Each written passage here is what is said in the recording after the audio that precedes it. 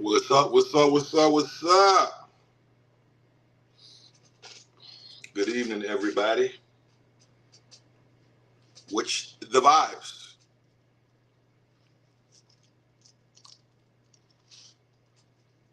We back, man.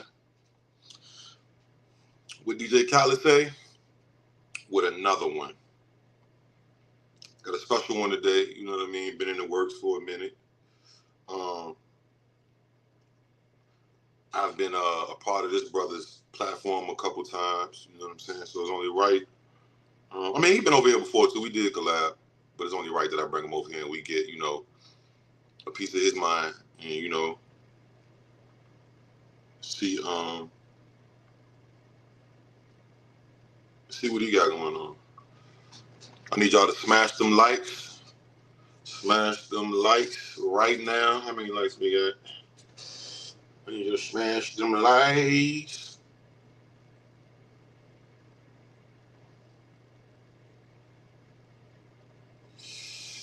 Okay. Shout out to everybody that's been waiting. I appreciate your patience. Let me know where y'all tapping in from. Which city, state, countries, all that. Let's get a little roll call going before I bring my brother. Well, I'll let him introduce himself for those who don't know. Before I bring him up, yes, I see you backstage too. I see you backstage. Let's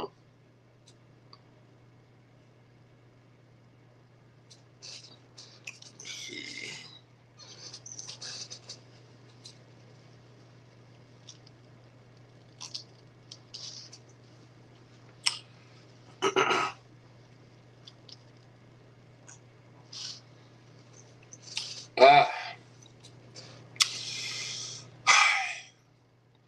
Shout out Seb.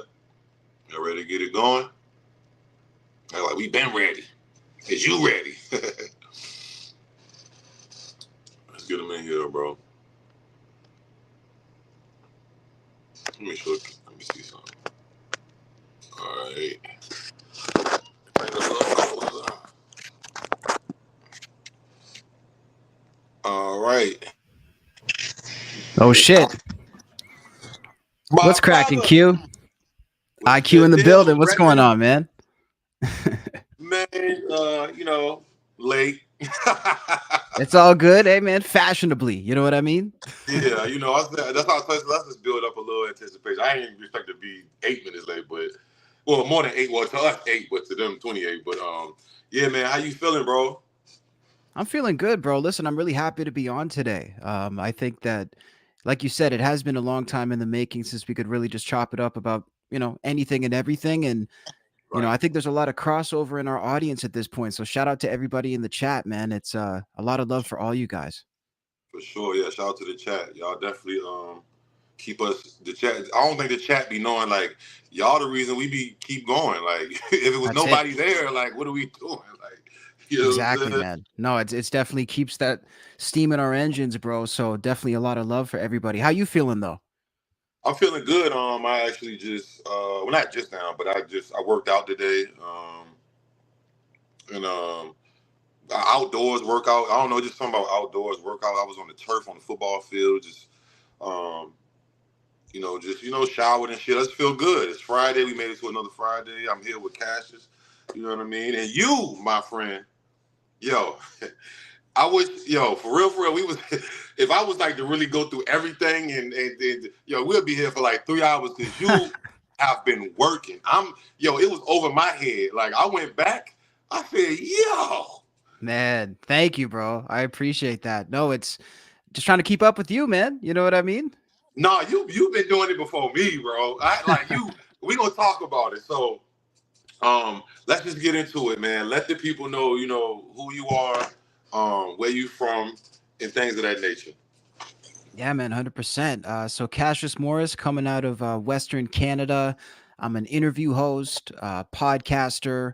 I do reactions on stream and basically just trying to cover music and entertainment from all angles possible, all genres of music. And yeah, man, just been doing this for a long time. Been doing this since I was a kid. So I see. I've seen. Yeah, bro. It's all I know, Q. You know what I mean? At this point, it's really all I know. I don't know if I could do much else at this point. So it's Right. like this is it's just one of those things. I know it's mad, it's super cliche when they say, "Oh, it chose me" or whatever, but sometimes it does, bro. I mean, that's just the way it goes. Facts. Facts. It does, and I feel exactly the same. Let me ask you this. I didn't even write this down. So, what was? How did you fall in love with music? Like, and what does or what did the music do to you to make you even, get, really passionate about it, fall in love with it? Yeah, that's a good question. Well, I think definitely I'd have to give the credit to my parents right off the bat.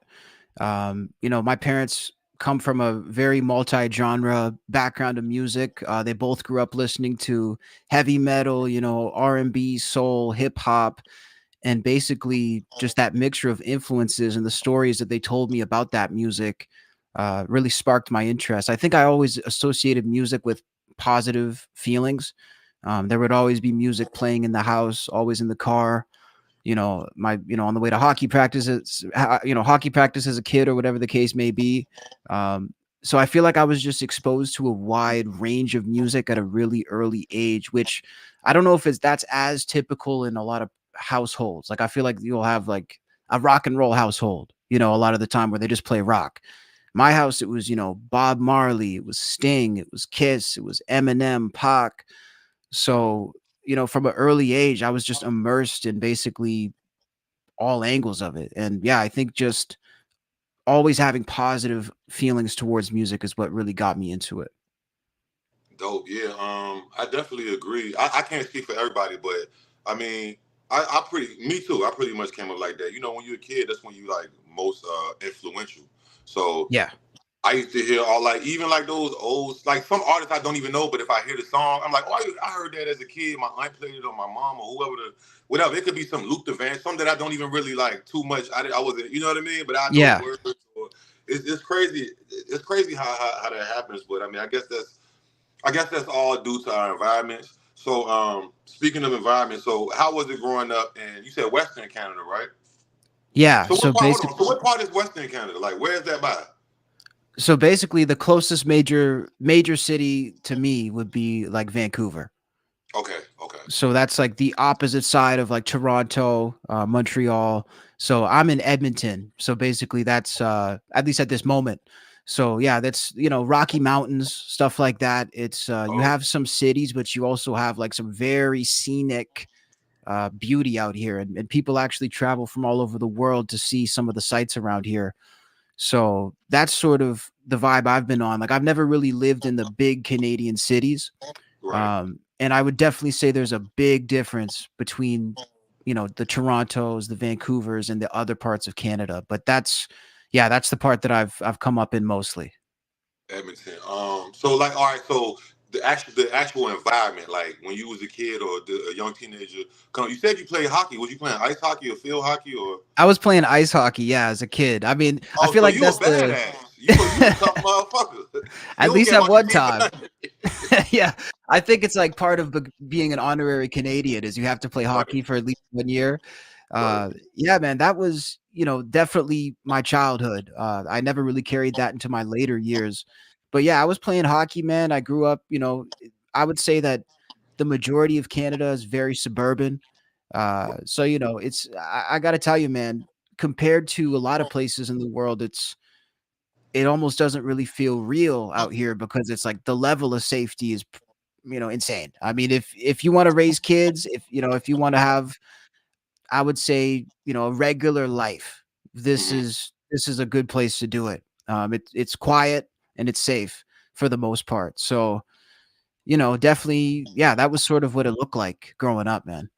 Right. Did you so like did you grow up in like I don't quite know if y'all got like apartments. I know y'all got houses like what how was your neighborhood growing up or just the city? Like what type of buildings and things is it how that describe it? I want to visualize it. Yeah, for sure. So basically, mostly townhouses is where I grew up out here. So yeah, just regular condo kind of townhouses.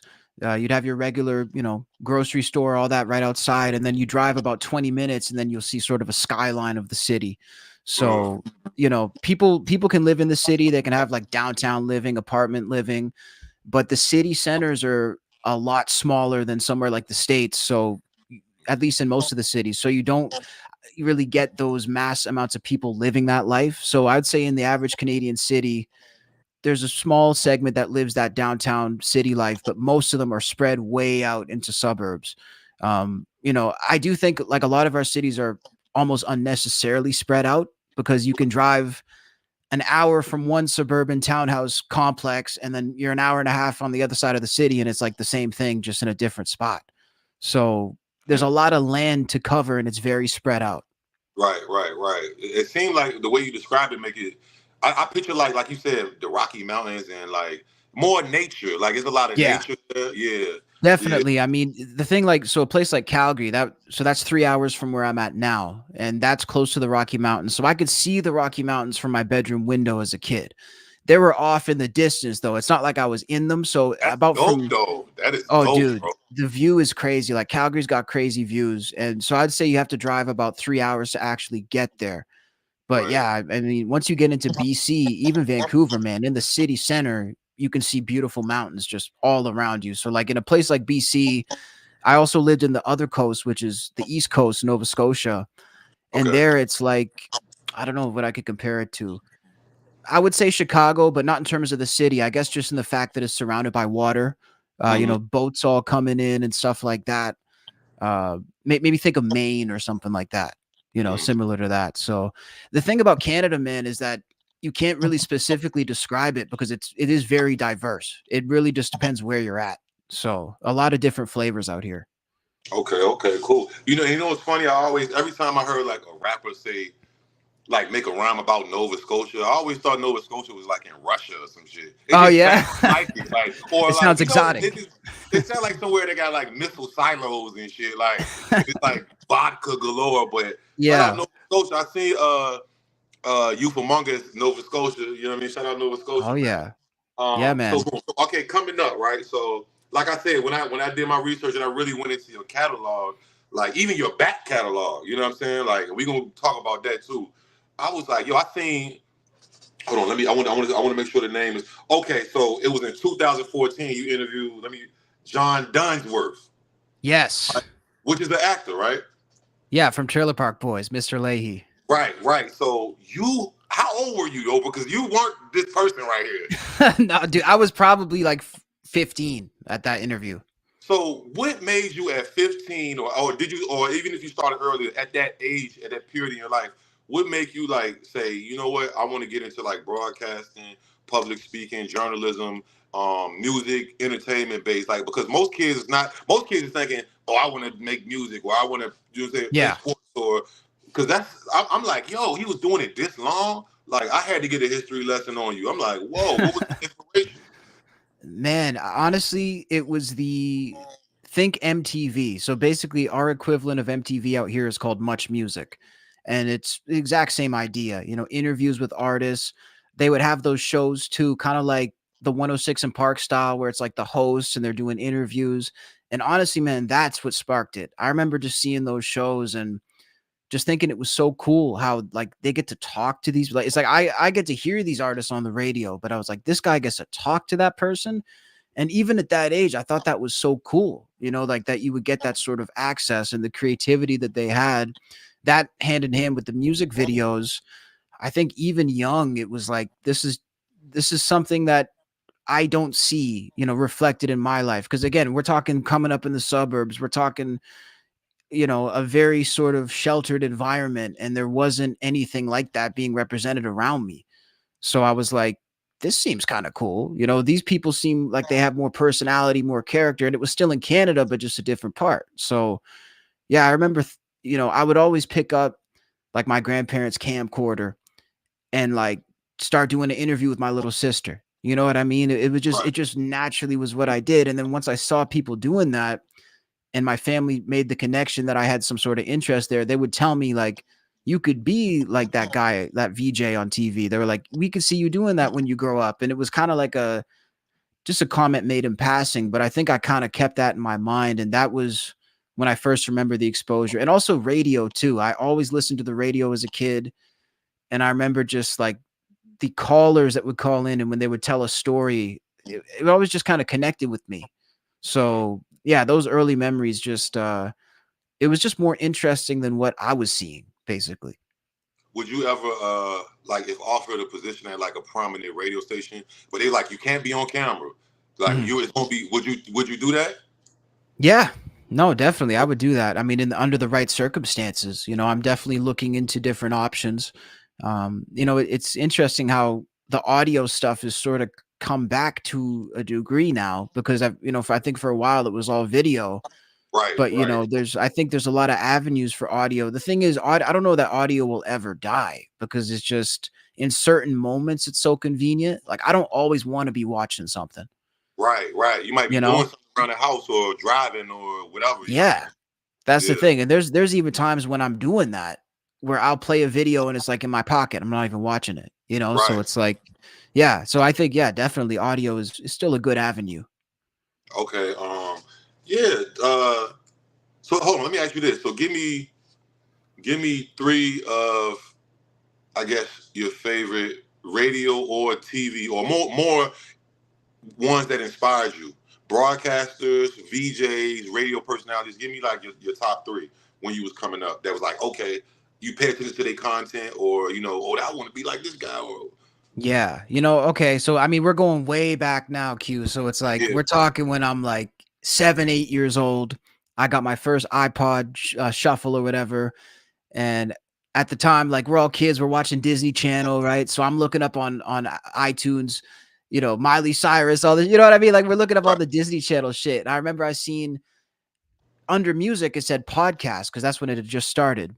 right, And it said Rick Dees interviews Miley Cyrus. I remember thinking, like, again, this dude gets to talk to the girl from the show. I was like, what? Like, how do you put that together? And it was like a phone interview. And I remember hearing that and I was like, man, imagine being able to talk to, like, your at the time your favorite actors. You're 7 fucking years old, so right, so that was like Rick Dees doing his interviews was one that I really remember. Just couldn't wrap my mind around that fact that you could talk to those folks. Then there was this other nighttime show. For me, it was late night. I was a kid, so it was like 8:30 probably. right, But this girl, she would have this show and she would have people call in and dedicate like love songs to people, and they would tell the story about who they're dedicating it to, and it was almost like a sentimental show. And I remember listening to that every night and just being like, man, the emotional connection, the connection to the music, the stories, it just made an impression on me. Like that's when I was real young though. right. And then That sounds like something we got in the. Well, I don't know if they still got it in the states, but it was a thing we had called the Quiet Storm, and it was like okay. all the slow shit at night, and then people would call in. I want to dedicate this song to. Yeah.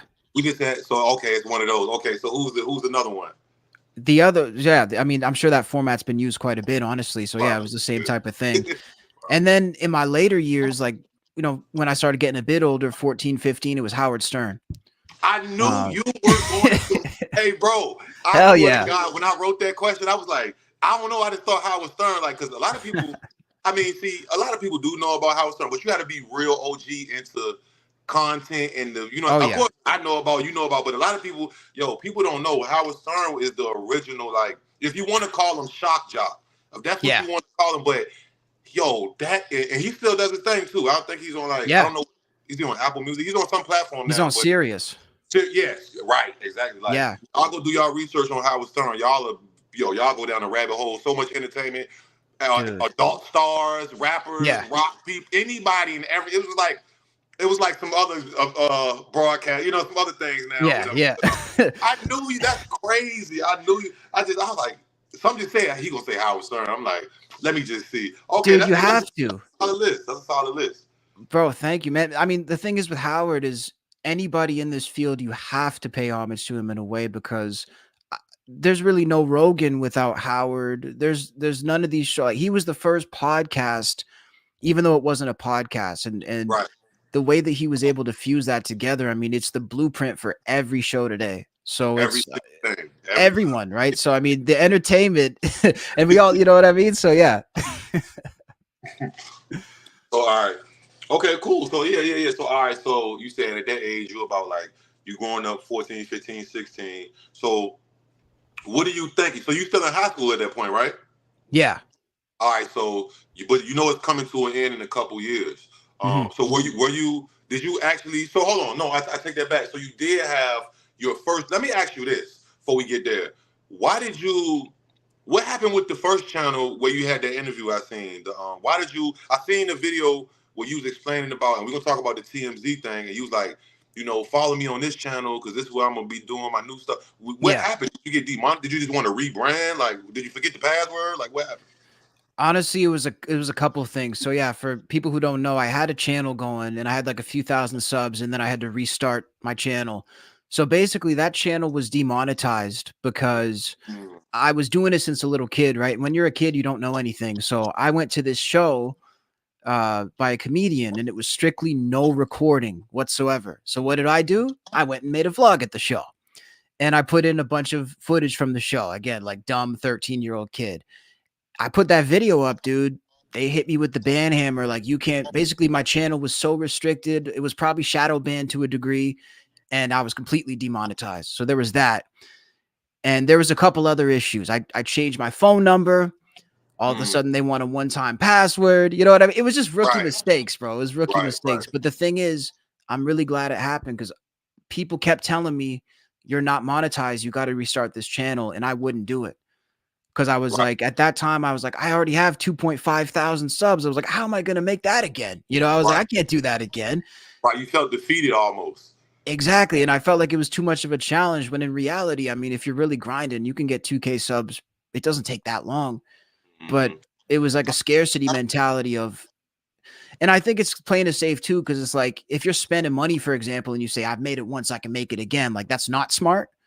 Hmm. But I mean, you got to be practical that you can do it. So yeah, long story short, that's what happened. And so I restarted the channel from scratch and was able to be monetized. And honestly, man, that was like one of the best things I did with YouTube. How long did that take for you to get back monetized? Like, how long was that? I would say it was a couple of months. I know I had to Oh hit, yeah, that's what's up. You on your shit? yeah. You on your shit? Yeah. Hey, man. I mean, the thing is, there was a lot of support too. Right. Like people think like, oh, people won't follow me to my next thing. If people really like what you're doing, they will. They'll follow you and show that love. So I hit my 1,000 subs, I hit my watch time, and I'd already had some videos. The thing is, it was a clips channel. So I had some videos on there. It's not like I started from scratch. So I got to throw that into. I maybe had like Oh, okay. 500 subs I, on that. I see what you're saying. Yeah, yeah, yeah. Okay. I know. Yeah. Okay. All right. That's it. Yeah. So Yeah. like it's like if you turn the revenge channel to your main, you know what I mean? Like some. So Right. yeah, Right. yeah. Right. Exactly. Okay. Yeah. So you was already. So let me ask you this too, because I wasn't even. I mean, I think I was like uploading me music videos and freestyle, but as far as like doing what I'm doing as far as with the media, the content, the broadcasting, interviews, podcasts. I wasn't doing it yet. So you was around. You've been Mhm. around since the OG YouTube.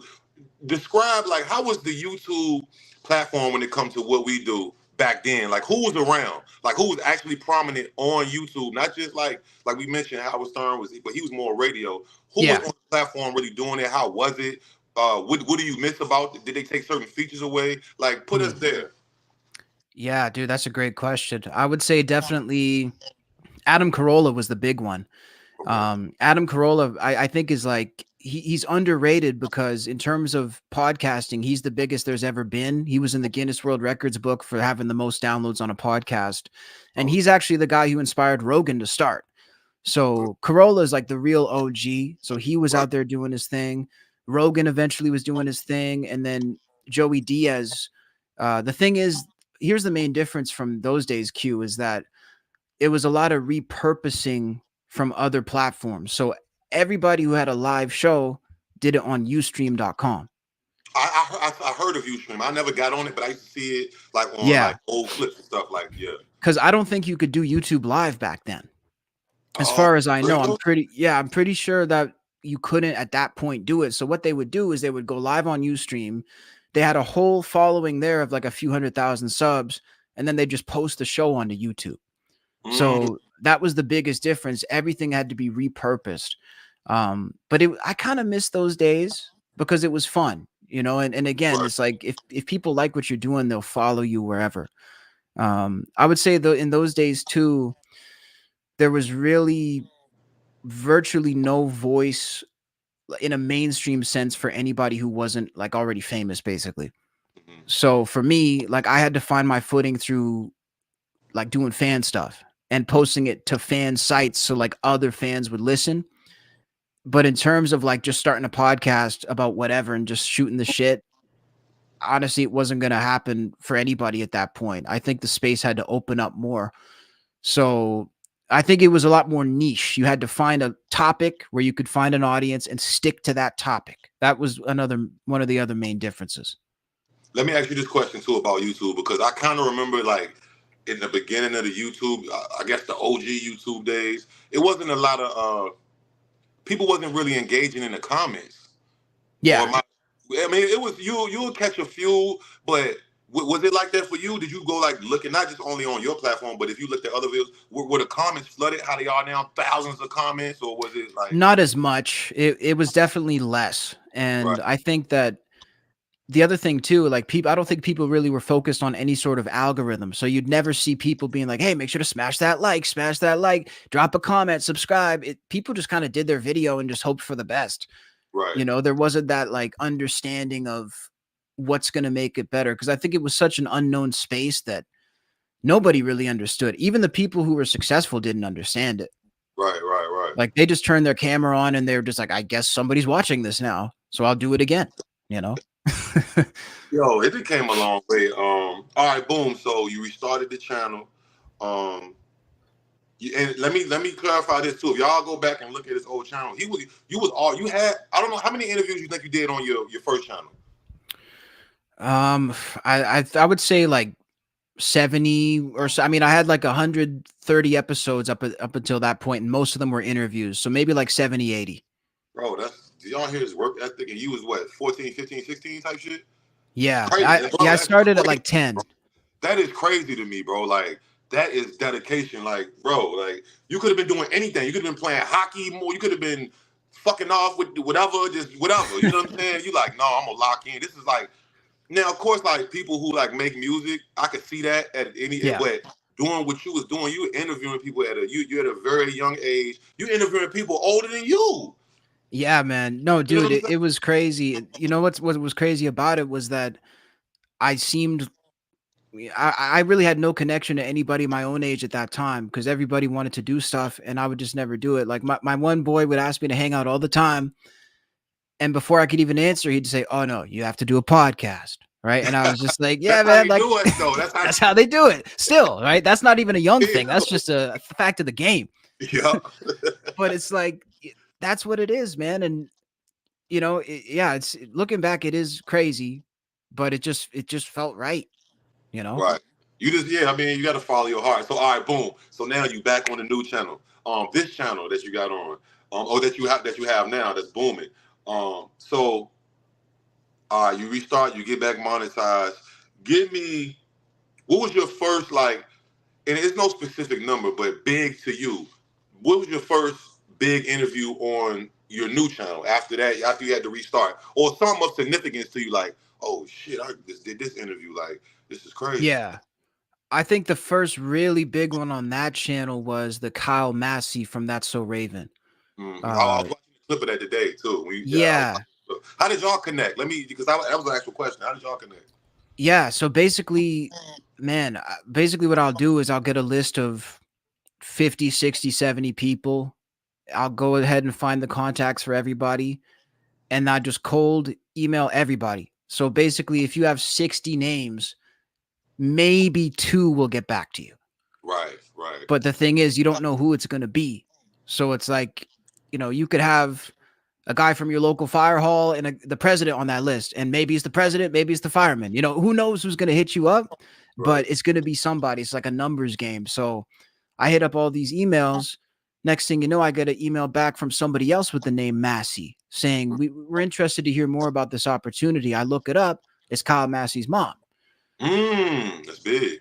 Yeah, and it turns out she was the mastermind behind getting them on the Disney because his brother was also on Zoe 101, right? Okay. So she got both of her kids to be Disney kids. So she has some genius there too. So I talked with her. She put me in direct contact with Kyle. Mm-hmm. And at that point, it was really cool because they just seemed down. And then the day of, he like forgot or something. Like I'm just sitting there waiting on the call and he just didn't show. So I said, look, I'm just gonna be legitimate. I was like, I'm not gonna give up. I'm not gonna push too hard. I'm just gonna be real. So I just sent him a message. I was like, hey, bro, I grew up watching you, man. I've been really excited about the chance to have this conversation, and I just, I would really love to connect with you here, even if we have to do it later, whatever. And he Right. got on, man. He got on. So yeah, it was cool. It's just one of those things. Like you just got to put yourself out there. I know it sounds so cliche, but I mean, there's no other way, bro. You just got to hit him up. You know. Where did you get that? I guess that strategy from? Did you just wake up and do that, or did you get influenced? Like, did somebody tell you like, yo, you need to just email them, or did you just do the research? How did you get that? That mindset, that go getter mentality is what I mean. Yeah, I mean, basically, I would just do it on a small scale at first. So I would reach out to 5 people or reach out to even one person, just one at a time. And I just realized, like, just given the circumstances, like, it's not like I am Joe Rogan. It's not like I am giving them a platform where they're going to be necessarily more famous just from coming on my show. So it was like, if I'm going to increase my odds of getting anything, I just got to increase like what I'm asking basically and who I'm asking. So yeah, it was one of those situations. So I just started doing that, man, and yeah, it's worked out good. It can be hard to find the contacts too. Like I've paid for services to try to find contact, IMDb Pro, all this type of stuff. Like you really got to search, but if you really search, you can put the dots together. Like I've even had to guess.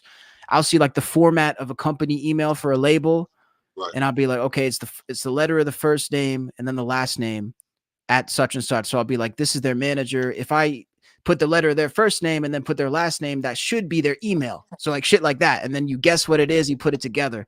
So it's like there's little techniques to do. Yeah, you got to think outside the box and be clever. You know what I'm saying? And you just like you Yeah. said, you got to try. You got to shoot the shot, and hey, you're gonna hit something eventually. You know what I mean? That's what I tell people too. Like, just shoot. You never know because it ain't easy for one. You know what I'm saying? That's why No, when I seen what you've been doing, I'm like, yo, you really like legendary in this shit. Like, whoa, man, that really means a all right. lot, Let me ask bro. you this too. How many total interviews to date do you think you've done? Man, I would say at least two, 300, I knew maybe it. more. Yeah, I maybe knew it. more. Cause it's like, even with, like, I was working with WatchMojo for a few years. So we did a Oh weekly yeah, we show was just there. talking about that too. So Yeah, hold we on. could Yeah. talk about it. So look, and that was one I forgot to write down. So yeah, I remember you had told me that anyway, and it's on your Facebook thing. Like you used to work there. So Yeah. I'm gonna tell you how I first discovered Watch Mojo. It was like maybe 2016, and it was like they did like compilation list of Hmm. like some movies or some shit like that. But I used to, just watch it, just nostalgic shit and just whatever. I didn't know it was like actual people that worked there. Like Yeah. I'm thinking it's one person or two people in fucking and that's wherever in the warehouse and just they just uploading shit. So how did you get down with that? Because that's big. That's like how many subscribers and followers they got? Like millions, right? They are pushing 26 million. Right. So yeah, that's a hell of a thing to have under your belt. How did you get into that? It was an amazing experience, man. It's crazy how it actually happened because they put up a post. They put up a community tab post and they said, like, are you a music lover who wants to be like the next big podcaster? Mm, We're looking. I was like, hell yeah, I am. Like that's exactly what I want. And they're like, we're looking for somebody. We're looking for some talent. Basically, their idea at the time was to start a podcast network. mm, So they were just basically like, we're open to looking at a variety of on-air talent and just see if it meshes with us. What it ended up being was one show, and it ended up being my show. So I literally just hit them up. I put a package together. right. I had some people I was consulting with to really make it good. And they hit me back, man. And honestly, I got to be honest, like, you see 26 million subscribers, you don't expect an email back. You know what I Right. mean? Not It's at like, all. Right. you're just like, this is one of many emails that I'm going to send, but they hit me back. We did an interview, and yeah, man, they decided to take me on, and I ended up working with them for just about 3 years, on a variety of different content. And it was definitely big, man. Like, I learned a lot from that position, and it's a big company too. It is crazy to think it's a YouTube channel feeding like 150 people.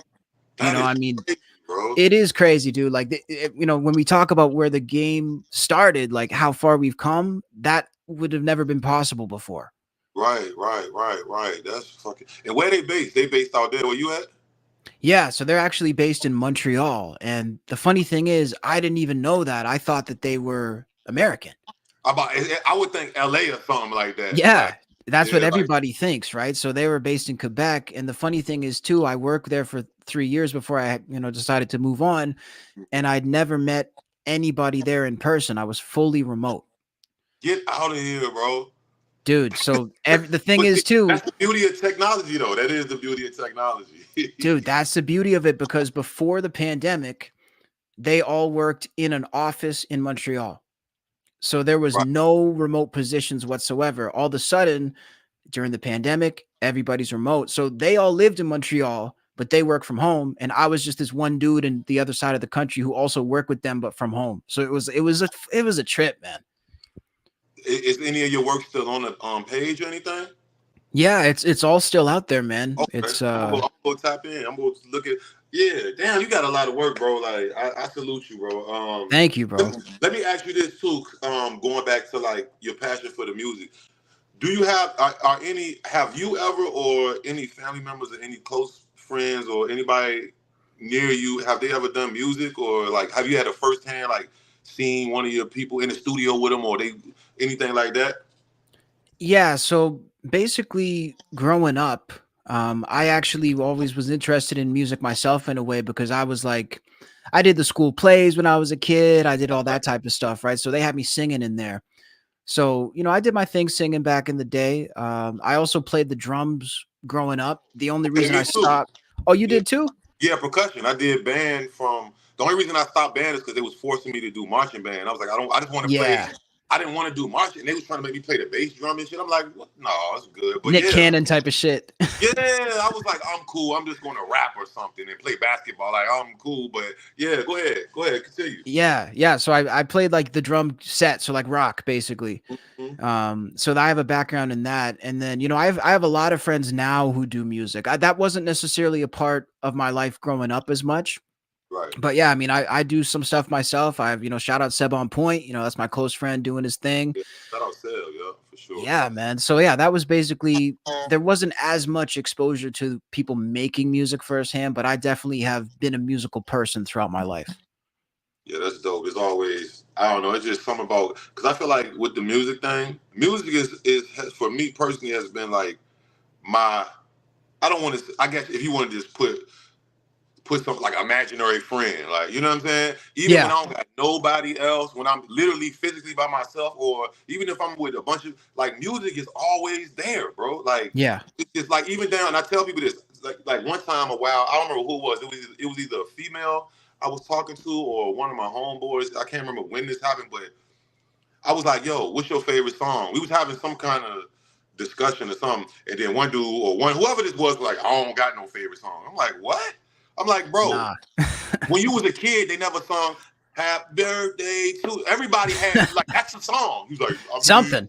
yeah. So I'm like, bro, the music is it's like always around us. It's damn near like air. As long as you got Yeah, ears and you got sources and devices to listen to it or whatnot. And I just felt like I just feel like, man, music like really saved my life, bro. You know what I'm mm, saying? It kept me like focused. It gave me purpose. And you know what I'm yeah. saying? Not even just making music, like even with this shit we doing on YouTube, just in the music world and just meeting people. And it's like, I don't know, bro. Like I can't picture like my life without the music, bro. Like I don't know. No. Like, you know what I'm saying? It's kind of crazy. Oh, Like my dude, it's insane. yeah, my No, little I've heard that so much too. Like I've heard in all the interviews I've done, countless times I've heard people say music saved my life. And I mean, I could relate to that too because again, like you're saying, the content that we do it revolves around music so much that if you're not right. just doing it, even if you're not making music, it's still about music. Right. For the most part, and that's just it's special, man. So boom, Yeah. yeah. Let me ask you this too. So I didn't even know that you interviewed True Car. Who? True, look, he's not so Oh, many. True Car. So I thought you said Huel. My bad. True No, Car. no, True True Car. Car Okay, from got you. I Watts, the said, who the rapper. hell's Huel Car? Yeah. How did Yeah, how did from that happen? Watts. How Yeah, did so that happen? that came from I have a good connection with his management company actually who deals with him. So they deal with game, they deal with wax clients basically. Okay. That's their LA kind of side. And yeah, man, TrueCar's really cool, dude. He's we've connected a couple of times. And yeah, I remember the one time we chatted actually, he was at like Wax Studio and like Mm-hmm. I could hear Wack in the background and shit, like having his Right. meetings and all this and that. So yeah, man. I mean, that's the thing. It's been cool to talk to such a wide variety of people. You know, it's Right. like you'll have some of the rock guys, we'll have some of the rap guys. It's cool. But yeah, True Car's good people, man. So look, let me ask you this. I'm glad you just because honestly, I got so many questions, but I didn't put them in or organized. But I did have this. Hold, let me make sure I ask you the exact. Oh, boom. So rock and roll. Yeah. That's one of your fortes from Yeah. some that you enjoy listening to, and also to some of the conversations you have with different artists or anybody in the rock world. So, give me just explain the passion for rock. Like I heard you earlier say that you grew up and you heard it in the house. Like, give me some of your first memories of when you heard a dope rock song or whatever, like something like that. Yeah. Well, there's a couple. I mean, the main thing is I remember my mom would always like my mom was a hardcore metalhead when she was in high school. Mm-hmm. So she would always tell these stories just about all the people wearing Iron Maiden t-shirts in school and like the cool graphic art and or if we would see it in the mall or something, I'd ask her what that is. She would tell me. Like she wasn't the type of parent to be like never mind, keep walking. She Right, would right. tell me about these things and I remember hearing about the passion for rock and then I remember at a really young age like I was able to get my own CDs. So at that time it was Green Day. Okay. You know what I mean? Like 2003, 2004, that's when American Idiot dropped. Mm-hmm. I remember the imagery of that record was everywhere, and I was able to get that record when I was like 7 years old. I also got some other records, Iron Maiden, AC/DC, Kiss, and it was always just so exciting. Like I remember when buying the Kiss CD, the guy behind the till, he was telling me how he went to a meet and greet, and he was like, "I stood 2 feet away from Gene Simmons," and he's pointing at this guy looking like a demon with his tongue out. And I was like, wait, that's a real person? I was like, what do you mean you stood next to that? I was like, I thought that was just in a picture. So Right. it was always like, how are these guys real? Like, how is this a real thing? It was always so fascinating to me. And then I remember, so my parents had, you know, those old school CD books. Oh yeah, the books. Yeah, the big Yeah. booklets. My parents had the books, right? And I remember they like, sometimes they'd say you can pick a CD to put in the car, but they say don't pick that one because like they would Right. have cursing or whatever. Right. Right. Right. So one night, I went down into the garage at like 6, 7 years old, and I grabbed the CD book and I grabbed all those CDs, and then I burnt them to the computer and I put them on my iPod without them knowing. Oh, So I he took had to all get it. He's like, I gotta you see what had to that. get it. Yeah. And I put Why the they keep not CDs. letting me listen to that? Exactly. I was like, that's the one I want to listen to. So I remember that. And then there was a lot of rock in there, but that was actually my first exposure to like rap too. I got like the Eminem curtain call. Oh yeah, classic, You classic know what album. I mean? Shit like that. So yeah, man, it was always it was just a weird thing. I can't really answer like why I was so drawn to it. I just know I was. That's really all I was always super drawn to it. And it was just it was like life was just regular. And then when music became involved, it was like there was an exclamation point. You know what I mean? Like it just was more interesting than everything else. So look, you mentioned Gene Simmons, and you did actually interview Gene Simmons. Yeah. Was it once or twice or how many times? I've interviewed him once and I've met him multiple times. Yeah, about that. I think I seen some pictures on Facebook a while, maybe a year or Yeah. two ago. Yeah, right. So explain that because that's super duper legendary, especially in the music game, bro. Like really in the entertainment industry, he's a legend. You know what I'm saying? Yeah. No, How dude. you even like describe that whole moment, meeting him, how you felt? Because that's big.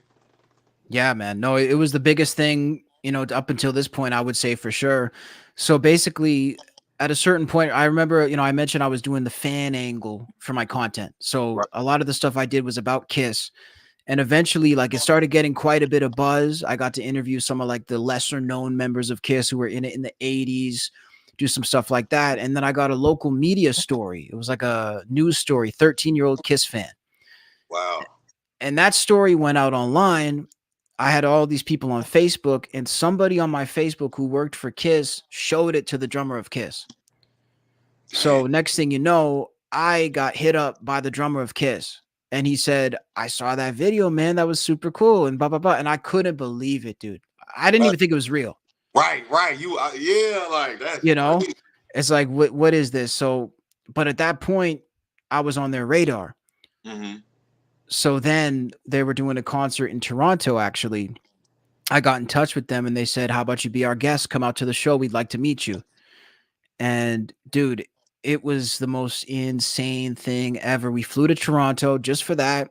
We went there, we met them, and then they ended up actually like we went to the regular meet and greet, but then the drummer brought me like on the stage and like showed me like behind the stage. That's what I was going to ask you. Did they actually show Yeah. you like, yeah, okay, that's dope. Yeah, dude, showed me everything, right? So that was the beginning of the relationship. And then fast forward to like 2018, Gene was in Edmonton doing like a Comic-Con type of thing. Right. So I reached out again. I've been trying to interview Gene, mind you, from the whole time. Like I got to meet Gene, I could never get the interview. Hmm. So I hit them up and I just said I'd really like to do it. They passed my email to Gene, and then they passed me an email back from him. He said, "Sure, I'd be happy to say hello." So I was like, "Oh shit, this is real now." Right, So right. I went down there, man. I had a camera guy secured. He bailed. Ah. He bailed the day of my biggest interview. So that's why you can't trust anybody, people. You got to do this shit yourself. Hey, yo, I got a list I can say too. Like the day Yeah, of, yo, y'all got to at least let us know in advance, bro. I Like, know. You know what I but yeah, mean? So I showed up and I did it. I did it by myself, man. I showed up. I talked to his assistants. They had me wait. I stood around and walked around that place for 9.5 hours waiting for Gene because they said it's. I said, "What time are we doing it?" They said, "Gene's time. Whenever he's ready is when we're gonna do it." And I right, said, "That's right, fine. Like I can right, play by his rules. This is Gene's world today." right. So, so yeah, man. Yeah, set it up. Went and talked to him. It was me and him and 5 bodyguards behind the camera just with their arms crossed. Like, if you mess up, you're in trouble, buddy. Right, And we gotta get you out of here if you mess yeah, up. exactly. They were ready. And yeah, man, it was honestly, I only remember flashes of it because it was such a surreal moment. I honestly like I just couldn't believe what was happening, you know? Damn. Yo, a lot of hard man. Y'all, I hope y'all watching, bro. The hard work is look working hard, manifesting it, doing what they say in the Bible. They say faith without works is dead. You know what I'm saying? Mm, Putting the work in and believing in yourself. It'll yeah, some will land, some will stick, something. You might don't know what it is. Like you said, you hit up 95 people and maybe 2 of them hit you back, but some gonna hit. You know what I mean? That's big. exactly. That's fucking crazy. All right, so boom. Now we might as well. Matter of fact, let me ask you this about your city before we get back into some music shit. Cause I want to ask you about some rap shit, some Canadian specific rap shit.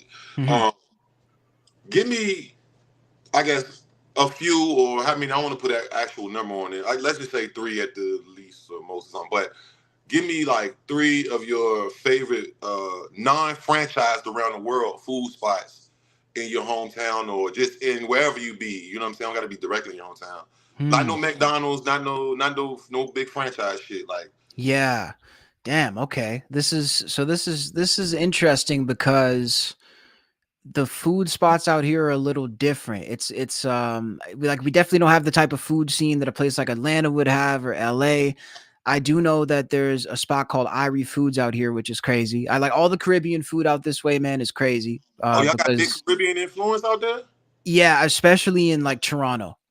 I know It's that, but I wouldn't. yeah. That's okay. Yeah, I was gonna ask you that too. Like, as far as like, cause I know like you said, Caribbean. What are some of like the main like nationalities or like some places you got little Italy and Yeah. like what are some of the the big groups out there? It's interesting, man. There's a lot of like Middle Easterns, Indian out here right now. That's Mm. like, with the immigration, it's taken over. I would say that that's a bit. The thing about Canada, Q, is that it's so diverse that you can get everything. So it's like you can get a great dish, and I'm sure it's like that in the States too, but I know it's more specific to certain things. Like you go to LA, you're going to get the great tacos. Oh yeah, You know, yeah, right, you're right. The not going top, to LA necessarily to get great Italian food or, uh, great slice of pizza. You know what I mean?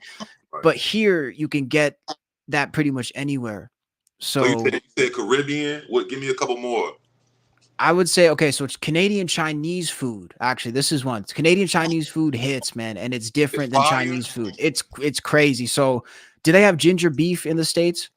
I haven't heard of that. I haven't heard of that. Okay, so ginger beef was invented here in Alberta, and it's known to us as a Chinese dish, but it actually is a Canadian dish. And basically, it was invented because they wanted to westernize like the food to the Canadian palate. So like that was invented here. The California roll, I'm pretty sure was invented here as well in Canada. That's the sushi, right? Yeah. With the Okay, I didn't know crab. that. I didn't Yeah, know so that. they invented that here. So like the Chinese food in Canada is actually insane and it's different than anywhere else in the world. And then the other thing I'd say that we do good, there's a couple pizza places I like. So like you can get the Detroit style pizza here. You can get like, all the different styles of pizza and it actually goes crazy. So yeah, that's what I would say, man. But the Canadian Chinese food is bomb. And That's then I would one recommend. thing I was about to ask you. I'm about to ask you about the Drake. I know that that was the whole thing with the Drake and Kendrick, that little Chinese spot. Yeah, the New Ho So King or whatever. Yeah. yeah, yeah, yeah. Look. So look, let me ask you about this. I just want to know. Just give me your thoughts on the whole Drake versus Kendrick, and how do you think, like, the start of it, the finish of it, or just different points, different points of view that you got about the situation. Yeah, for sure, man. Well, first of all, like round of applause to them both. You know what I Right. mean? That was the craziest, most entertaining like month in music I've seen in probably ever. Yeah. I think it was so cool. Obviously being from Canada, I was rooting for Drake to a degree, but the thing is, I'm a huge fan of both artists, man. Like I've seen Drake in concert. I just saw Kendrick this past summer, and I literally had goosebumps, bro. Like it was one of the greatest sets I've ever seen. I think Kendrick's one of the greatest to ever do it. I would put Drake up there as well. Mhm. I would definitely say though that I think Kendrick washed him by the end of it. I don't Who think was the turning point for you? Like, what song or what moment was it? Were you like, oh fuck, like it's they got him. You know what I mean? honestly, man, meet the Grams. That's what I said, bro. Who was I talking to that about? I was talking to somebody in person, or I was like, they kept saying they was like underrating that. I was like, yo, I No, remember when I heard that, because I couldn't digest Family Matters enough, because yeah, Kendrick dropped that shit, and then the daughter thing, and then I'm like, yo, like that shit. I was shocked. It blew the whole thing. So, but everybody yeah. kept saying, oh no, I'm like, yo, Meet the Grams is crazy, bro. Like, It just doesn't have that listenability. Like you're never gonna play it on the aux cord. But that's the thing yeah, about Kendrick. That's right. not what he's going for. Like when you listen to some of when I first went online to decipher To Pimp a Butterfly, because I didn't know what the fuck it was about. Yeah, When nobody I did in the beginning. That's the thing. But when you get into it, it's like you're taking a damn college class. Right, right. It's like there's so much to unpack. But here's the thing. Yeah, when Drake dropped Family Matters, I was like, that's it. He's the greatest. I Yeah, was that's like, me you too. know what I I was mean? like, Yeah. bro. It's like I was that like, was yo, insane. literally, not to cut you off more. Like, yo, when I was like looking at it, my mouth is just Yeah. like I'm listening to every. I can't even. And then it was like three different songs in one. And then by the time that went off, I was like, I checked my damn phone, and it Yeah. said 3 minutes ago on YouTube under Kendrick's. I said, what the fuck? I'm like, yo, they are going at it right like this. I've never seen nothing like that when it comes to hip hop battles. Usually No. somebody will drop, then somebody else might drop like whenever, a little bit time later. They was like trying to, like, that was head to head. That was war. Dude, it That was was war. insane. And that's the thing. They both had some good licks. Now, here's the main thing that I don't think gets discussed enough about the beef though. Okay. I do think that Kendrick had one big advantage, and it's the fact that he had one target to diss, and that was Drake. I Mm. think where Drake might have made a mistake in the art of war is he started getting distracted by the outside noise. So it's like Rick Ross wants to diss, let me diss him now. Let me Right. diss this guy. Let me dude's dissing 19 people. Yeah, it was 20 And v one. It was a 20 v 1. it was Yeah. definitely a 20v1. The thing is though, I feel like he had dealt with Metro. He dealt with them like in push-ups. I think after Mm. that, if it's Kendrick versus Drake, let's do that. And that's where I think Kendrick had the advantage because he had all his focus on one individual and Drake's attention was pulled in so many places. So I think, and the other mistake I think that he made was the Heart Part 6, that song. Well, oh, hold on. Let me ask you this too. So I just recently seen. I didn't even go look at his page, but I'm seeing everybody report that he did took the songs down off his page and stuff like that. So he took the posts promoting the songs down. Okay. So Okay. all the music is still out there. The thing with Drake that sort of puzzles me is that he's like the one artist that the media feels comfortable just blatantly lying about at this point. Oh So, yeah. like, there was the new picture of him on the set of a Young Thug music video with a big group of people.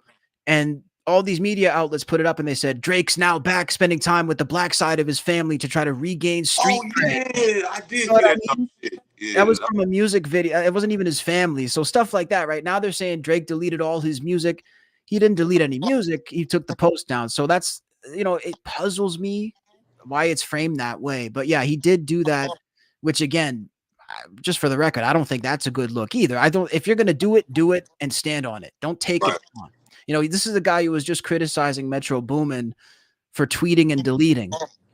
Oh, you're right. You know what I mean? So You're it's like, right. I what are didn't we think doing about here? that. When I heard that, like, cause I didn't immediately what I did was go to YouTube and I was like, oh, the fucking music's still there. You know what I'm saying? But Yeah.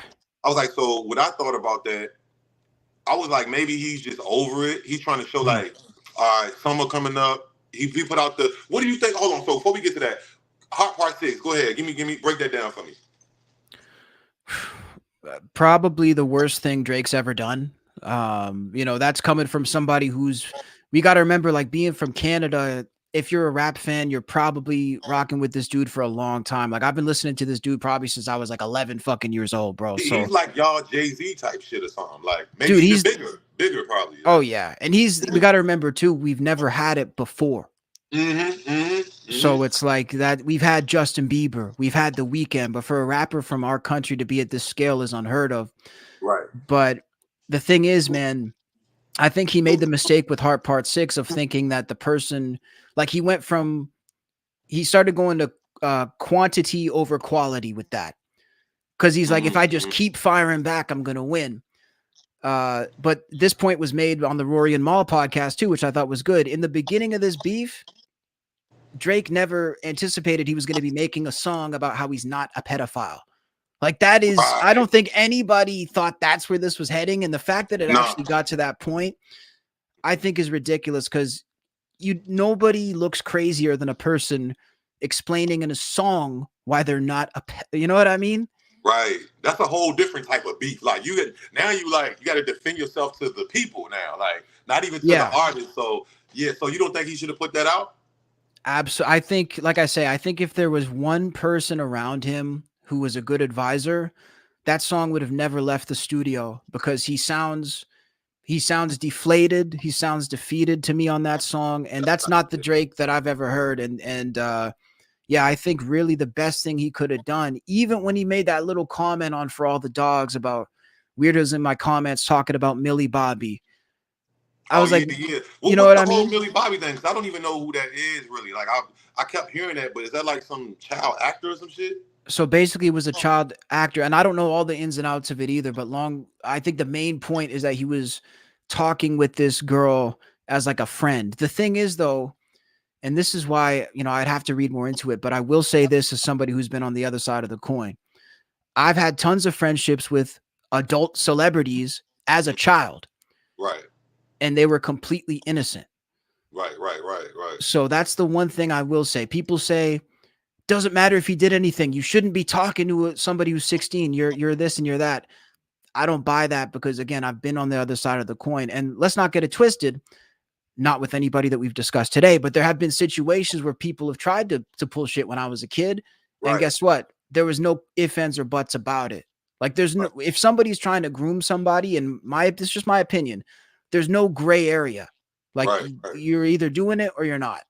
So I think, that's what it was. Basically, they claimed that he was grooming a child actor by trying to be her friend. But the thing is, the business is only so big. We got to remember too, he was a child actor.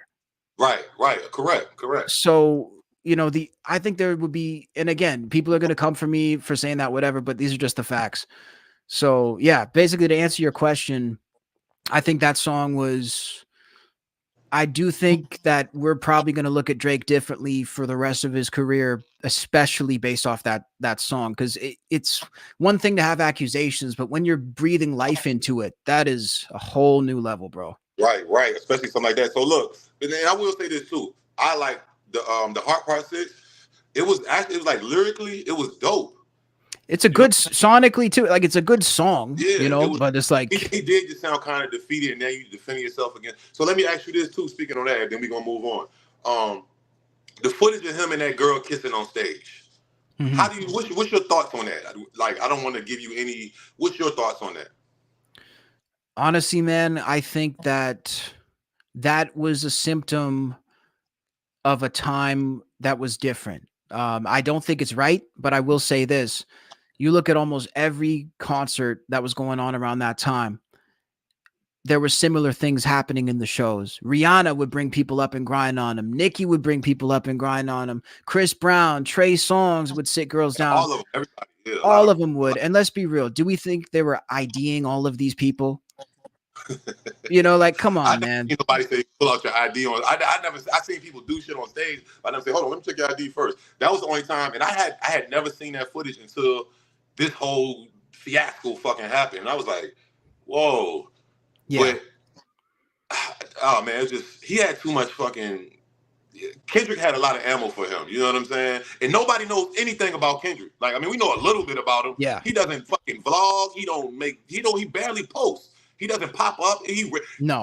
The one time I seen him just pop up, and I didn't forget about Kendrick. He was doing burpees like in the park or something. Like Yeah. it was old school. I was That's when like, we what knew he the was fuck? crazy. Right. You can tell he's definitely introverted. A lot of us are both. What do you say? Antisocial, introvert, whatever that line is. Yeah, a Yeah. lot of us are like that. So I get it, but I was like, he's so mysterious. I knew that. As soon as the beef happened, I'm like, Drake, he's not gonna know what to say about him, bro. You can It's joke so how hard. he's a geek and he's short, and you can make like jokes, but he can come at you on some. You got some other shit that people are accusing you of, and it's like he just had too much shit that could be used against him. You know what I mean? But all in all, like you said, man, I think it was a good battle. It was like definitely probably the greatest rap battle of all time, hands down. Yeah. No, I And I like completely Biggie and agree. Pac and Nas and Jay and all these other different little battles, but this was like a movie. This was like Yeah. it was like an update. Every day was an update, or every other day was some kind of update, and it was just all. And then what's crazy too? The fans or whoever, I think it's the fans, like going and pulling up old tweets and going like, Exactly. yo, when you got fan base like that, oh, Yeah. that's like an extra, that's like a extra person helping you. You know what I'm saying? Like, Dude, it's insane. And I mean, there was a lot of bots being used too. I think from both sides, to be fair. yeah, Yeah, the whole thing was epic, man. And I'm just happy that it breathed life back into hip hop and the actual spirit of hip hop, at least traditionally being like, who's the best and just really fighting for that title. And yeah, man, I mean, ultimately, I think that they both made mistakes. I think the daughter stuff from Kendrick was a misstep. I think Meet the Grams would have been better without it. Heart Part 6 was a misstep, but when we look at how fast they release these songs, man, you're not gonna be able to do it perfect. So I just think it was a great exhibition. so look, more I guess if you want to say Canadian hip hop news. So I never asked you about this. I don't believe it. We did. I can't remember. I don't know if we talked about it. But how you feel about the whole Tory Lanez getting Mm. locked up, going to fucking getting 10 years for shooting Meg, and like, what do you think happened? How do you feel about the outcome, and where do you think Tory's career will go from here once he's released or whatever happens with him? Now that's a good question. Well, here's what I'll tell you, man. Especially in Toronto, and you could speak to people from Toronto about this. It's not really cool to be overly championing people from the city. Like, they call it the screw face of Canada, right? So it's like if somebody there is doing really good, a lot of the time the city won't show love. But I will say Tory Lanez, I think, gets the most love of any artist from here, from the locals. He Oh, gets so much love, bro. Like it's crazy. People rock with Tory Lanez out here. So I think that he's going to be able to recover whenever he comes out. The thing about the whole Meg story is that, one, I don't think Meg is well liked at all by that other half of the fan base that Tory has. mhm. So I don't think anybody's trying to sort of ride for Megan the Stallion and defend her on that side. The other thing is too, man, at least to me, that story is so suspicious. Yeah, so many. It's like loop. It's holes in it. It's just on all So different many. angles. You know what I mean?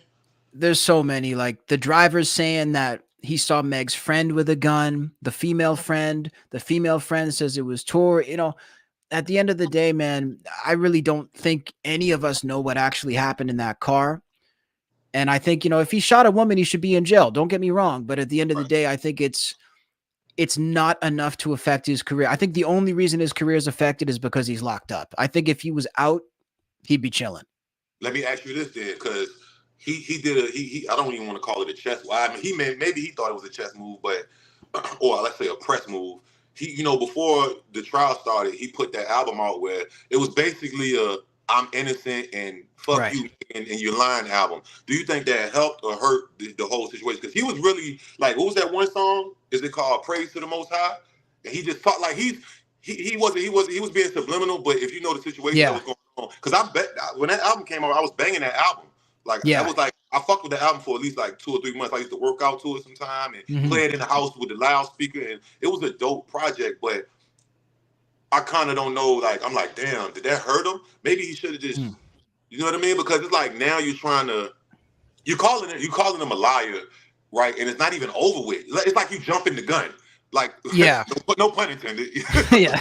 Like you jumping the gun. Like bro, like don't because you're trying to bash her low key. But what do you think about that? That day, it's called Daystar for those who watch it who knows it. It's the Daystar album. Yeah. You know what, man? I don't think it helps, but I don't think it hurts either, just because, Tory seems to have no, it's not necessarily to discredit him, but his fan base, I think, is fairly toxic. Yeah. You look at even like the quarantine radio type of thing. I mean, these aren't people who care about objectifying women. He's got women shaking ass. That's what the people want. They Right. don't really seem to care. I mean, I think that certain people can get away with certain things based on how well liked they are.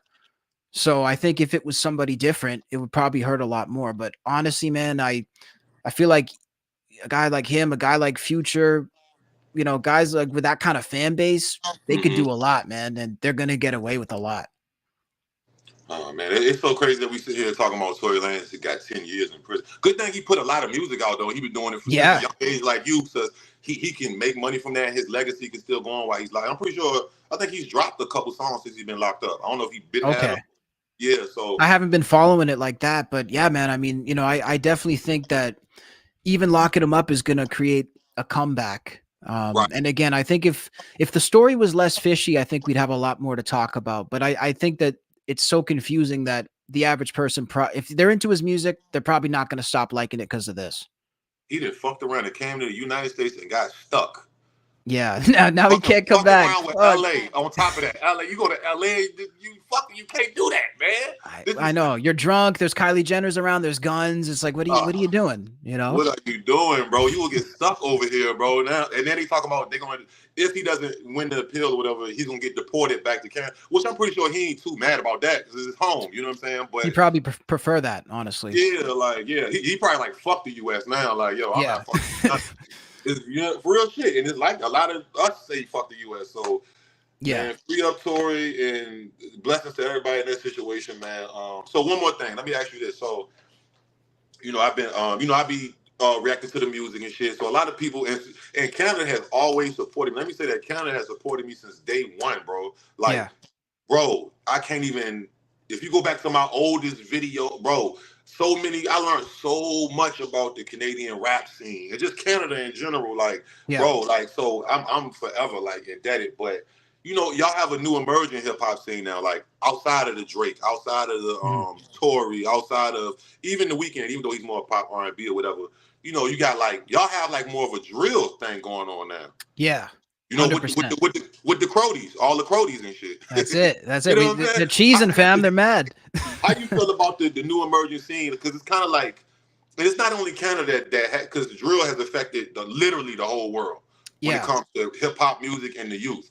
How do you feel about Canada kind of adopting that whole persona and moving in that way of with the videos, with the guns, and Yeah. with the how you feel? Do you Mm. think that hurts, helps? Do you think it is natural evolution? How you feel about that? Yeah, that's a great question. I do think it's definitely a natural evolution. I think that at a certain point in time, there's especially in certain I'm not going to say a point in time in certain places in Canada, I think there's a lot more similarities, especially to America, than people realize. Right. And I I would mean, say y'all it's are America. Let's be clear. Y'all, we right. all on the continent. You know what I'm saying? Exactly. It's Right. yeah, that's the thing. I would say like a city like Toronto, it's really there's no difference to an American city. Right. And the only places that are really different are the smaller places. So I think that sort of that's where the disconnect might be. Like I remember even when there was like, you hear about shootings in Toronto that are rap related or whatever, people are like a gunfight in Canada? How is that possible? Like the murder rates and crime rates in Toronto were the same as many American cities. So Mm. not that I think that's a good thing, but it's just a Right. fact. So Right. that's why Right. I feel like when people are representing that, it is in a way representing their own culture because that's where they're growing up as well. That's what they're surrounded by. I think a lot of the sounds are cool. Mm. I do think that the thing about Toronto, man, it's no disrespect, but I do think some of the accents are a little ridiculous because a lot of them are forced. Right. A lot of people are trying to speak in a way that doesn't come naturally to them. So stuff like that, when people are trying to say, "Yo, what's going on, fam? What's good, Crody?" and that's not how you actually speak, Right. I don't think that's a good move at all, and it makes us look pretty bad. Like when Kendrick was making fun of the accent, man, on the diss track, that's when I knew we were cooked a little bit because I was like, "Fuck," because that I cringed at that too as a Canadian. The people who are forcing it, Right. it's not cool. But I think the people who, if that's really what you're about and how you grew up, I think it's an interesting portrayal of something a little different. So I think it's cool to put it out there, but it gets carried away. Right. Right. I agree, and it's not like you said. It's in Canada, but it's just like over here. Like even when I was watching your interview with True Car, and he was speaking about what he was saying. I think he was asking him, or I don't quite know what you asked him, but he was explaining why he sounds the way he sounds, and Yeah, he's from L.A. or he's from Washington, exactly. and he kind of got like a southern drawl, kind of with the yeah. He kind of talked like maybe like more of somebody like me, or even deeper south or some shit like that. I just feel like really, man, it's part of nowadays. This ain't the 50s and the 60s and the 70s and not even really the 80s. You know what I'm saying? I guess I want to really even say the 90s. Like nowadays, people travel, people Oh yeah, move. It's you got two people. The marriage rate isn't this, so you be having two different. Look at Drake, for instance. His dad is from Memphis. His mom is from out there. He met her while exactly. he was on tour or whatever the hell the kid. You know what I mean? So I just kind of feel like, to me, that shit is like natural evolution. You know what I'm saying? Especially like I said, with the way the civilization is now, with people moving around, and with the internet. I can literally, Yeah, if I was from fucking Scotland, I could watch a million Chicago videos and yeah, documentaries, and I could mimic that shit if I try hard enough. You know what I'm saying? And dude, 100%. it's like, well, we can't stop. Like we can't. I don't think that's something that we can stop. I think it's pluses and deltas, because I do appreciate the technology for even things like what we doing right now. You know what I'm saying? Yeah, But with the good, it's always pluses and deltas. You know what I'm of saying? So course. No, it's gonna be culture clashes. You know what I'm saying? So it's like you can't really stop the shit. I mean, but yeah, I do agree. If you're forcing a whole different persona and a whole different, it's like, bro, what are you doing? Just be yourself. But I guess that's easier said than done to some people. You know what I'm saying? To me, I feel like being original that's better for even as an artist. That's even better as an yeah, artist, because just like, for instance, I always use the example of like a young Jeezy, or like or now we got a Boss Man D-Lo. You want to boss okay, up? You better come in. Like they the only ones with the, Jeezy. He was the only one with that trap. Like it was other people doing trap, but he was the only one doing it his way. yeah, Yeah, like he was. I always say this, and it might be a bad example. It's kind of ghetto, but I only say this because like heroin, the drug, is probably the most, besides fentanyl. Well, I say it's the most addictive that I know of. I don't know. I don't do heroin, and shout out to everybody. Get clean and shit. But picture you the only guy in Canada, the only one in Canada with heroin. Everybody in Canada is going to be pulling up at your door. yeah, So exactly. when now let's go. Let's take it back to music. So boom, what if you're the only guy with this certain sound?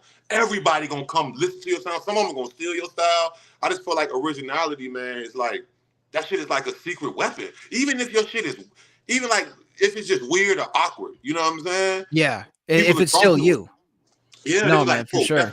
Cassius, he the one that do this type of beats, and then eventually, and if it catches, eventually everybody gonna try to sound like you anyway. You know what I'm saying? They gonna try to rap over your tight beats. They gonna try Yeah. to, you know what I mean? Go link up with your producers and even, you know what I mean? And I think that's kind of, natural in a sense. But I would just tell people, man, just be original, bro. Like anyway, like just be you.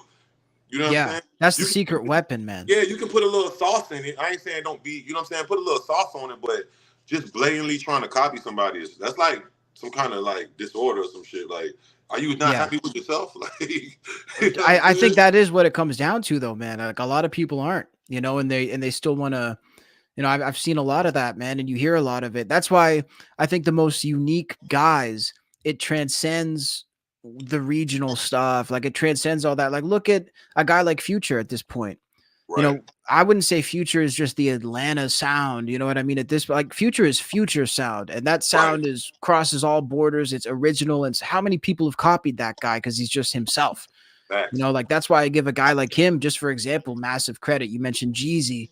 Yeah, these are guys who nobody sounds like them until after. You know what I mean? Like it's not like they're taking the sound before. So yeah, man, I think that is, and that goes I for mean, that everything. happened with Drake too. We got to remember that.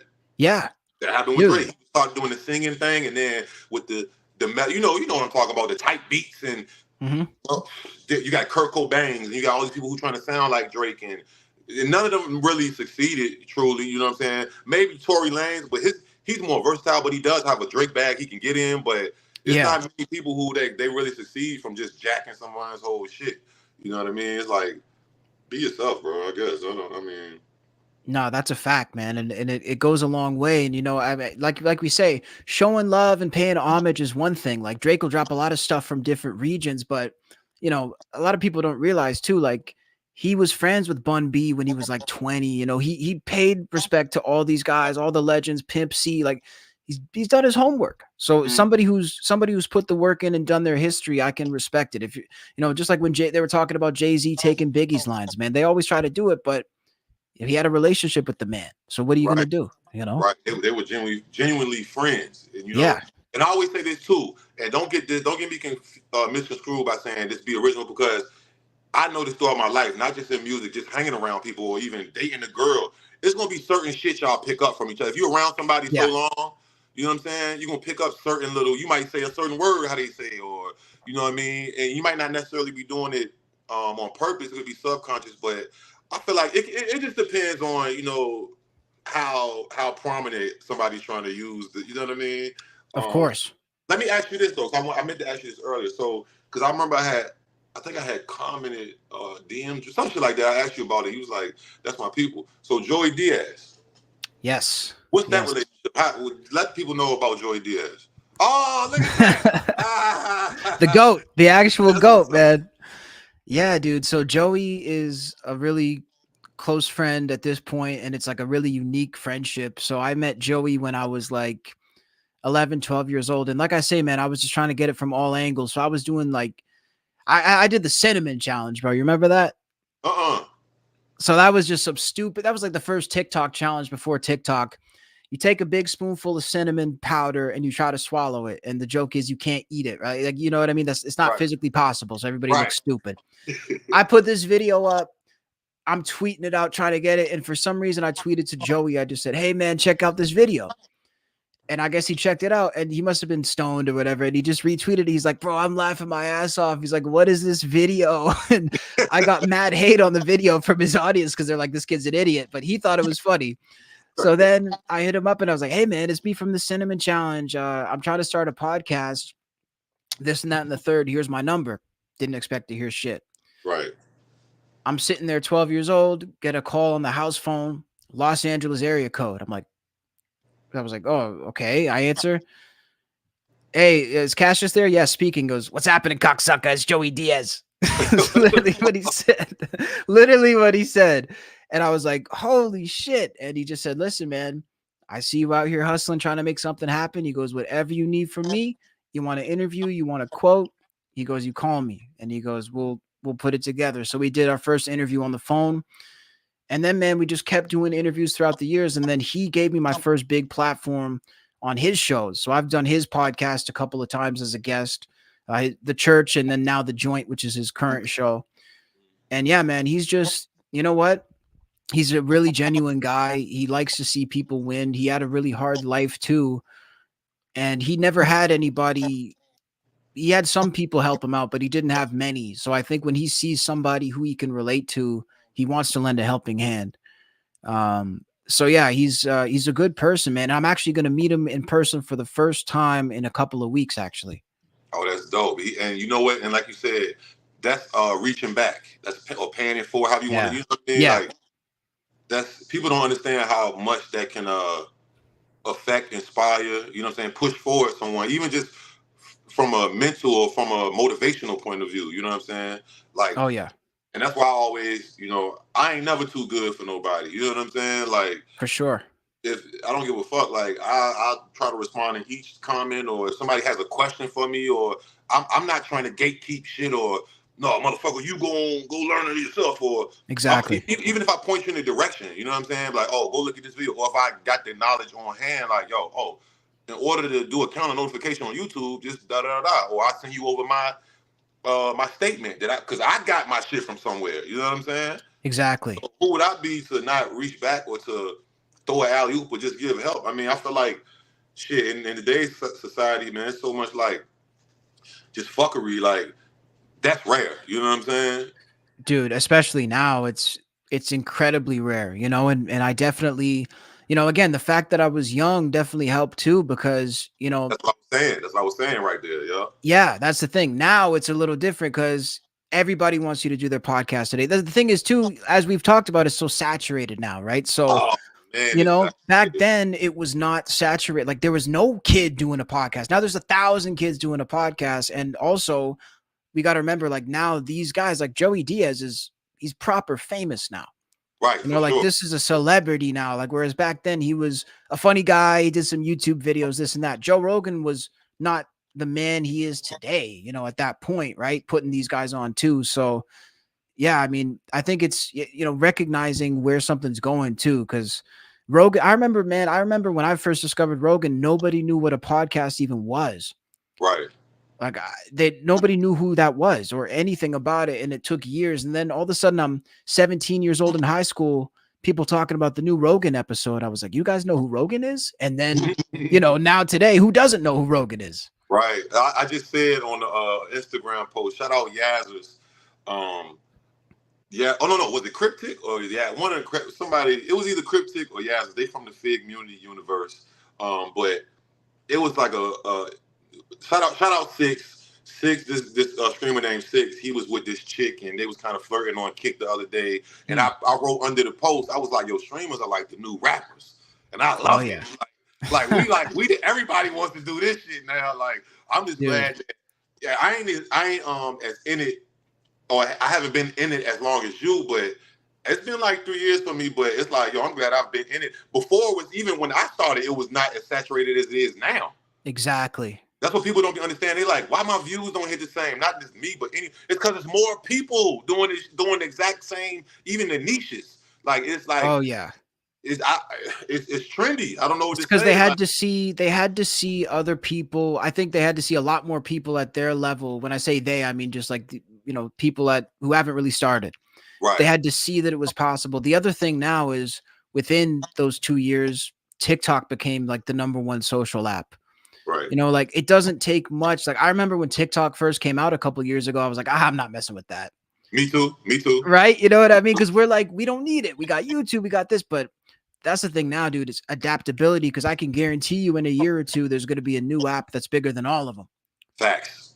So Facts. that's the thing. We just got to be, but again, in the beginning of this, it was Facebook, YouTube, maybe Twitter if you're really feeling like you really want to push it, and that's it. Right. So Right. that's the thing, man. It's the adaptability of just being able to mold to whatever it is. But yeah, it's especially in the last couple of years, it seems like everybody is doing street interviews or they're doing this or that. That's where the originality comes in, man, because all we can give them is our flavor. Like I can't give you, a format that isn't being done because everybody's doing it all, but I can give you my take on it and I can't give you nothing else. Right. That's facts. That's facts. And I'm excited for it though. I mean, it's like it's a natural thing. It's when something becomes trendy, it's going to get over from doing music from all the rappers. Now everybody's dropping a damn song. They can't Oh even yeah. rap. or they Exactly.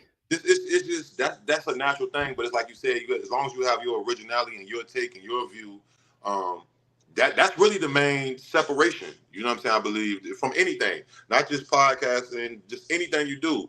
It goes back to the originality thing. Like just do it your way. You know what I'm saying? And you Yeah. can take inspiration from different shit. Come up with your own collage of things. You know what I'm saying? But ultimately, originality, I think, is key. You know what I'm saying? And consistency too, but definitely originality. Yes. Both of those things. Because yeah, that's the thing. There's recipes for everything. And again, if you're opening a restaurant, you're not necessarily making a new type of food. You're just doing a recipe that is your way, right? Like I'm not inventing pizza, but I'll give you the best pizza I can make. And Right. that's really what it is, man. So like I think when sometimes people I think they look at the task of like reinventing the wheel, like how do I do something that hasn't been done? I think that's the wrong way to look at it entirely. Right. You'll waste a lot of time doing that, and it might not work for you. Like at Yeah, all. dude. Right. Because at a certain point, man, there's only so much that can be done, and there's been books about that, and so I think that for anybody who's trying to get into it, man, that's probably the best advice. Like figure out where you fit into the script rather than try to write a whole new script. hmm You know? I concur. I concur. So yeah, shit, man. I appreciate you pulling up. Let them know what you got coming up next. What are you working on? You say you about to go link up with Joey Diaz. What else you got? Yeah, yeah. So the Joey link up is going to be part of the New York run. So I'll be in New York City next month for the majority of the month. It's going to be my first time there, man. I've been out here in Canada, bro. I've never done LA. I've never done New York. I've never done any of it, bro. So it's a long time in the making, and it's going to be big. So a lot of streams coming from there. We got interviews. We got narration videos. That's my new sort of style of videos, talking about music in that way. So make sure to come tap in, guys. Cassius Morris Official is the channel. But Q, I really appreciate you giving me a platform, bro. It's always a pleasure to speak with you, man. And I feel like we just got to stick together, bro. Anybody like Bro, us, man, we that's why got I to said stick together. I always said once I was just saying this other day, like, yo, I was like, I always said to myself, once I get to a certain notoriety, I want to put now we got to start passing the ball because it is a lot of gatekeeping. There's a lot of people trying to but we got us though. If you got Exactly. 50K and I got 100K and he got 30K or he got 10K or we can all just combine this shit, bro. Like we don't need Exactly. really nobody else, bro. Like it's to that point where we control the narrative and like you don't need really a real deal put on. You know what I'm saying? No, we can do it ourselves. That's the thing, bro. And I've been really realizing that, like, even with this New York run, nobody's putting me on. I'm just doing it from the connections that I've made, and that's really what the most important thing is. We got to just make it happen for ourselves. Like nobody's coming, man.